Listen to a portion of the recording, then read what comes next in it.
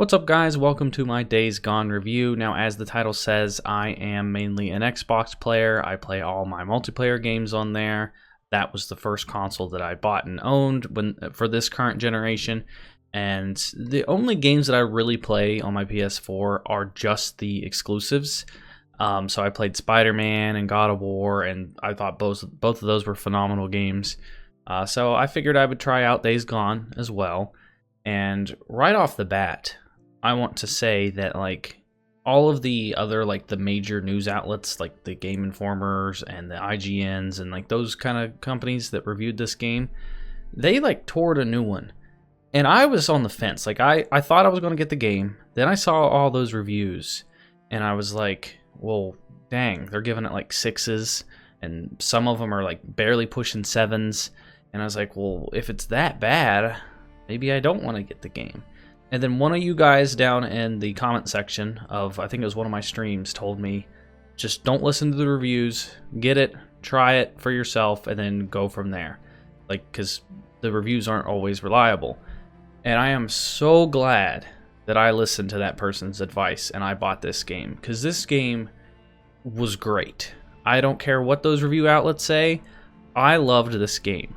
And that's very rare for a single player game for me nowadays, because most games nowadays are more hey, let's do the live service and we'll drip feed content for a year, and all the DLC that we should have put in the game and all the stuff that should have been in the game at launch, we're just gonna give it over the span of a year and make it seem like we're giving everybody free content when really they're just nickeling and diming you. So when I get the chance to play a good long single player game like this, I like to just sit down and take my time and enjoy every minute of it.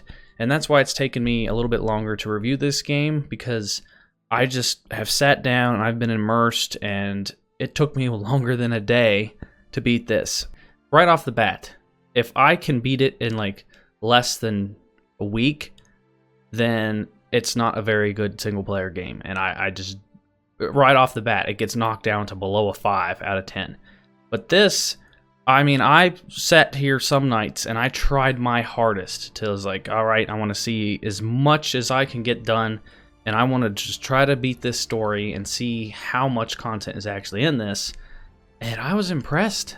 I put hours and hours and hours into this. And I mean, I'm sure if you sat here and you played through the game and you're trying to speed run it, you can probably beat it pretty quickly. But there's a lot to do in this game, and I was really impressed with how much stuff you can actually do.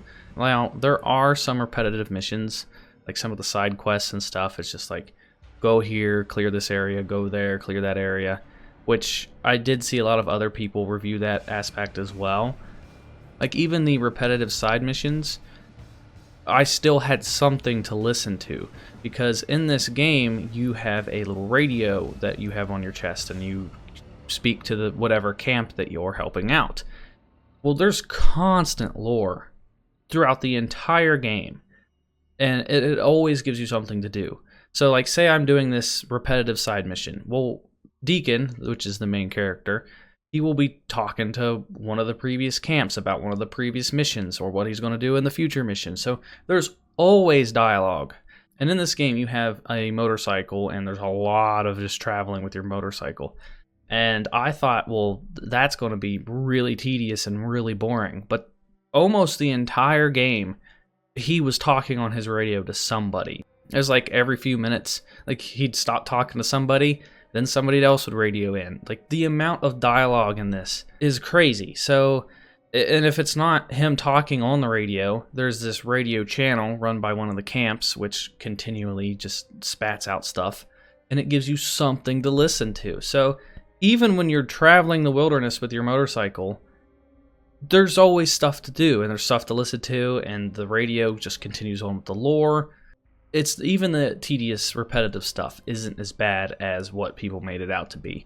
I still enjoyed it. It didn't take away from my overall experience, because even though you're doing these side missions and you're looting some random areas, or you're killing some zombies so you can get more bounties and upgrade your stuff, you're always working towards something, which I liked a lot. But as for the story, your main character is Deacon St. John, and it takes place with Deacon, his best friend Boozer, and his wife, Sarah. But I'll recap the very beginning, because I don't want to give anything into the overall plot story. But basically, in summary, it's you and your friend and your wife, and there's a zombie apocalypse, and you get separated from your wife, and it's just you and your friend, and you have to, basically throughout the game, you have to try to find your wife, and there's tons of obstacles that get in your way. You have to go from camp to camp and try to figure out information, and how can you find your wife, and how, like, why are these zombies here, what happened, and you're just traveling this from camp to camp, and helping these camps really shows you what a number this apocalypse is doing on everybody. It kind of has like a Walking Dead kind of vibe to it, which I enjoyed. But that's all the further I'm going to go into the plot, because I think if you guys get this game, the plot, you're really going to enjoy it. Like, it had me hooked the entire time. Like, I kept thinking, well, dang, what's going to happen next? What's going to happen if I do this mission? What if I don't do this in time? Because there's like 3 or 4 people needing your help at the same time, and you have the choice, like if you want to do this mission or this mission, and you could do them in any order. And if you help certain camps, you can get upgrades for your weapons and for your motorcycle, and there's just a lot to do. So I think you guys are going to enjoy the plot, and it's really good. There's not too many games that make me not want to put down the controller. Like anytime I put down the controller and turn off the PlayStation, I kept thinking in my head, well, what's going to happen tomorrow, or what's going to happen the next time I play? Like, I was on the edge of my seat for most of this game, and I loved it. But let's talk about the open world. The world, I think, is pretty beautiful. It's a pretty huge map. It takes place in Oregon, and there's just tons of trees and foliage and lakes, and eventually you encounter snow. Like, there's different sections of the map, and the lower area has a bunch of snow. And then I've noticed as you progress the game, it would start to snow in different regions, as time progressed. So that was pretty neat. There'd be thunderstorms, and it would be raining, and there's mud, and it was a really pretty looking game, and I was really impressed with the graphics and just how beautiful it was. And then I want to talk about the motorcycle. The motorcycle, I'll be honest, I was a little iffy, because, I mean, you're part of a motorcycle gang going into this whole game, that's part of your character, and that's sort of tied in with everybody, because motorcycles are fast and agile. They don't take up as much fuel, so you don't see any cars pretty much at all. You see cars scattered everywhere throughout the environment, which you can loot, but you don't get to drive any cars or trucks or anything like that. But so all these communities use motorcycles because they're easy to repair and maintain, and so your main vehicle is a motorcycle. That's how you get around the environment, and you can make upgrades to it and stuff. And at first, your motorcycle is absolute trash. It's bad. It's slow. When you drive it, you feel like you're going 10 miles an hour. It just doesn't feel like you're going as fast as what you would be in real life. You're supposedly going 50, 60 miles an hour, but in reality, it feels like you're going 10, 20. So it feels really slow. It doesn't take much damage. It's just a hunk of junk. But as you progress the story, and as you help these camps, and as you get more upgrades, your motorcycle, you feel one with the motorcycle. I felt proud of the final result of my motorcycle. It's kind of comparable to Red Dead Redemption, where you have your horse, and the more you use your horse and the more you feed it and stuff, you bond with your horse.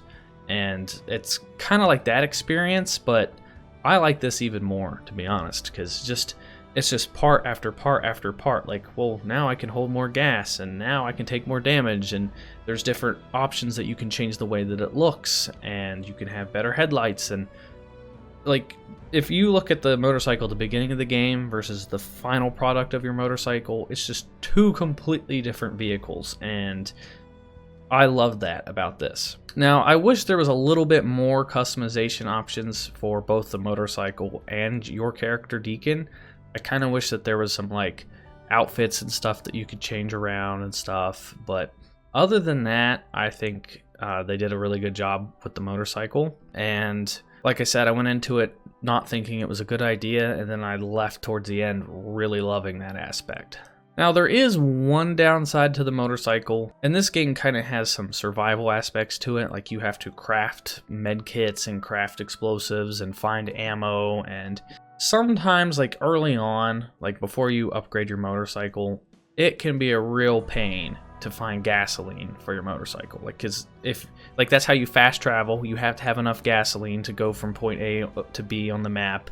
And you just have to be really careful with what routes you take. Like, sometimes you need to look at your map and see, okay, here's a gas station. I'm going to go here and fill up on the way. Otherwise, if you run out of gas, you could be walking for some ways to find a gas tank or a gas can. And now there's a bunch of gas cans just laying around the wilderness on like empty cars and stuff. Sometimes it's a real pain to find gasoline. So it's a double-edged sword. Like, I like the realistic part of that. Like, you have to continually refuel and you have to be smart about your decisions. But at the same time, it's kind of a pain. But looking back at it, I kind of like that decision, and I'm glad that they added that in. So the motorcycle gets my seal of approval. But let's talk about the crafting and the weapons and stuff. So the crafting can also get a little bit tedious. Like, you have to go around from different points on the map and you have to clear out nests of the zombies, or the freakers is what they're called in this game. Well, you have to have Molotovs to do that. Well, to craft a Molotov, you have to have a bottle, you have to have a rag, and you have to have kerosene. Well, sometimes, depending on where you're at, you can't find those items. So the nests, you kind of have to leave and come back later on, because I couldn't tell you. Like, I had one nest I had to clear. It was left on the map for this side mission. I could not for the life of me find kerosene anywhere. I cleared this entire area, couldn't find any. Went to the next area, couldn't find any kerosene. Went to the next area, couldn't find any kerosene. So sometimes the crafting of different things can get a bit tedious as well. But at the same time, like, I like the fact that you can craft different objects and stuff. And it's a cool system, but it can just get a little bit tedious when you just can't find the parts that you have to to complete certain objectives. And then as for the weapons, you can acquire different weapons either off of dead people that you kill. You can use their weapons temporarily. You can't upgrade them or anything. Or you can go to different camps. You can go to the weapons merchant, and they sell just different silencers for weapons. They sell attachments so you can have bigger magazines. They sell snipers and shotguns and just a wide variety of different weapons.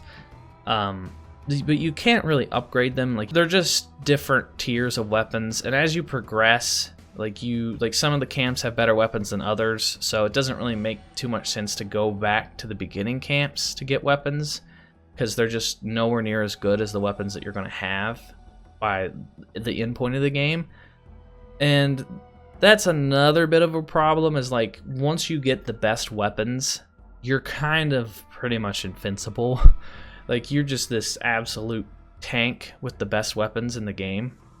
Like, you can just mow down zombies, you can mow down people like nothing. And yeah, so I'm kind of hit and miss. Like, the gameplay with the guns is a little clunky. Like, people can get right up in your face and you just try to shoot them and then it misses because they're too close to you. The weapon system, I mean, it's okay against the zombies, but against the human opponents, it's a little bit worse. Which segues me into some of the problems I had with the game. For example, the human AI are just completely stupid. Like, they're bad. I couldn't tell you how many times I've stood in front of people and they just didn't care, or they'll shoot you point blank and it does like hardly any damage at all, especially late game. Like, late game, a zombie punch will do more damage than a shotgun to your face. Like, that got pretty annoying, how the human opponents were just, like, they have weapons, and I feel like the zombies are more of a threat than the actual people with shotguns and machine guns and stuff. So late game, the human AI are just completely useless. Like I said, they're dumb as rocks. So if they were to ever make a sequel to this game, I hope that they improve the human AI, because, oh man, they are dumb. But the zombies or the freakers are actually designed pretty well. Like, they act like zombies. They're pretty stupid as well. Like, you can hide in bushes and stuff and they'll forget that you're there. They're attracted to sounds, which is pretty neat in this game. So if you're shooting up a town of just bandits and stuff, then the zombies will hear you and they'll run into the fight, which leads to some pretty cool just different scenarios. Like I couldn't tell you how many times the bandits were like shooting at me and it attracted all these zombies. They rush in and then they fight each other and I just sit back and watch. So that part's really neat. The hordes, the hordes are pretty freaking cool. So early on, you don't want to take on a horde. You will get wrecked. But late game, you have the equipment, you have the skill points, you have the upgrades, and you can take on entire hordes, and that part's pretty fun because you can get overwhelmed like instantly. Like all of a sudden there's one zombie attacking you, then a whole horde shows up and there's like hundreds of zombies on screen, like 500, 600, 700 all in one spot. So that's pretty cool. I like that. It gives you a challenge, especially late game. You can just go around hunting hordes and stuff, which is pretty cool. But that sometimes leads into some frame rate problems. This game has quite a few frame rate problems. Like you can just be driving around on your motorcycle and the frames will drop noticeably. Same thing with some hordes. If there's a huge horde, sometimes the frames will drop. And this is one of the game's bigger problems, is the frame rate. It's not to the point where it took me out of the experience and made me hate playing the game, and I'm not going to knock the game too much for it, but it's definitely worth noting. The frame rate, like, this game does have bugs and glitches. I'm not going to lie. It's not nearly as bad as what these big companies are claiming, and it didn't ruin the experience for me that much. But I'm not going to knock this overall score down that drastically like they did. But I'll get into my final score here towards the end. But do know that this game does have some bugs and glitches. Not too many of them are game breaking. I think I only had one instance where I had a glitch where I had to like restart a checkpoint because the glitch stopped me from, for example, you have to turn on power on different plants and stuff, different research centers to get upgrade points and increase your health and your stamina and stuff. You have to turn on electricity by filling up the generator with gasoline. Well, it glitched and it just wouldn't let me progress even though I filled up the generator, so I had to just restart the checkpoint. But like I said, that only happened once in my entire playthrough, so it's more of like frame rate issues, which you will see. And then moving on to the skill points. The skill points, it's a pretty cool system. You get them based off of just, you get XP from doing missions, you get XP from killing things. So you get them at a pretty reasonable rate. Towards the end of the game, I had most of my skill points. I think there's only like 5 or 6 skills that I didn't have unlocked, but those were things that I didn't even use that much. Like some of the perks are like way better than the others. Some of the abilities, like some of the perks I didn't even use at all. So it's kind of hit and miss with the perk system, but like I said, towards the end of the game, you're just a complete powerhouse. Like with your weapons combined with your skill points and your different upgrades, you're just a beast. And it kind of takes away from the fun. Like I said, it definitely takes away from the fun against the AI, but not as much from the zombies. Like the zombies can still overwhelm you even though you're upgraded. But yeah, I really enjoyed the game. Like I said, the story was amazing. I was fully immersed the entire time. The side missions got a little repetitive, but it wasn't that unbearable because there's lore and constant stuff going on the entire time. The upgrades were okay. The weapons were okay. The motorcycle aspect I loved. The human AI were stupid. But overall, I'm going to give this game an 8 out of 10. That's my final score. I do have to knock it because, like I said, it's for me, it's the combination of the human AI being stupid and the frame rate problems. Otherwise, I'd probably give this a 9 out of 10. I don't know if they're going to make a sequel to this game, but I really hope that they do. This is one of the games where after it ended, like, it could have been fine as a standalone game, but I really want there to be a sequel. And that's a good thing. Like, if you want it, like, after you finish the game, if you want there to be a sequel, then they did something right. And overall, for zombie games, this is definitely up there. So the voice acting and the motion capture is amazing. The main character is voiced and portrayed by Sam Witwer, which is the same guy that did Darth Maul in the Clone Wars, and he was Starkiller in The Force Unleashed 1 and 2. Like, he did a great job here. And then just the interactions between all the other characters, I thought every character nailed it. Like, the voice actors were spot on. Boozer, his best friend, that guy did a great job. Ricky, she did a good job. The wife, Sarah, perfect. So the voice acting and stuff, they nailed that too.